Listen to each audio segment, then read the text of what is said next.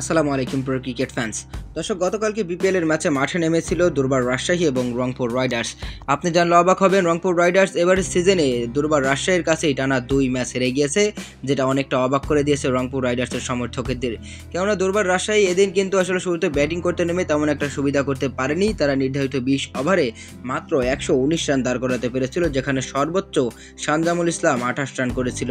সাইফুদ্দিনদের দুর্দান্ত বোলিংয়ের কারণে কিন্তু রংপুর রাইডার্সের সামনে দাঁড়াতে পারেনি দুর্বার রাজশাহীর ব্যাটাররা। নির্ধারিত 20 ওভারে মাত্র 119 রান দাঁড় করাতে পারে।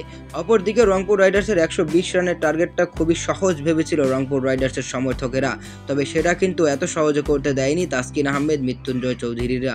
কেননা মৃত্যুঞ্জয় চৌধুরী এদিন কিন্তু রংপুর রাইডার্সের ব্যাটিং লাইন আপকে রীতিমতো উড়িয়ে দিয়েছেন। 4 ওভার বল করে 18 রান খরচে তুলে নিয়েছেন 4টি গুরুত্বপূর্ণ উইকেট, যেখানে দলের হয়ে সাইফুদ্দিন ছাড়া কেউই বলার মতো কোনো ইনিংস খেলেননি। সাইফুদ্দিন শেষ পর্যন্ত লড়াই করে গিয়েছেন, কিন্তু তিনি ম্যাচটি জেতাতে পারেননি।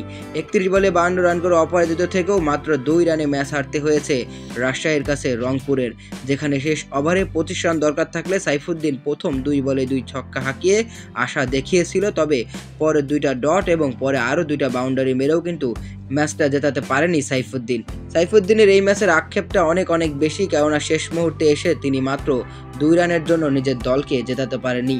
আর দুর্বার রাজশাহী রংপুর রাইডার্সের বিপক্ষে জয় পাওয়ার পর তাদের উদযাপনটাও ছিল দুর্দান্ত, কেননা তাদের কাছে যেই Rangpur Riders back to back হারলো।